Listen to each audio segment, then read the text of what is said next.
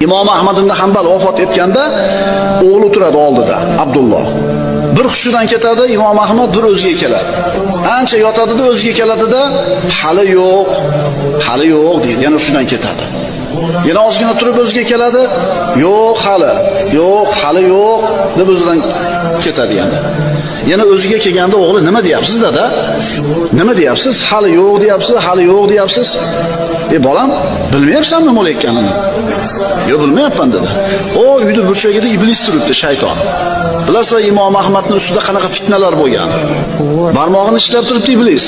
Ha, Ahmad, qutulib ketding ha.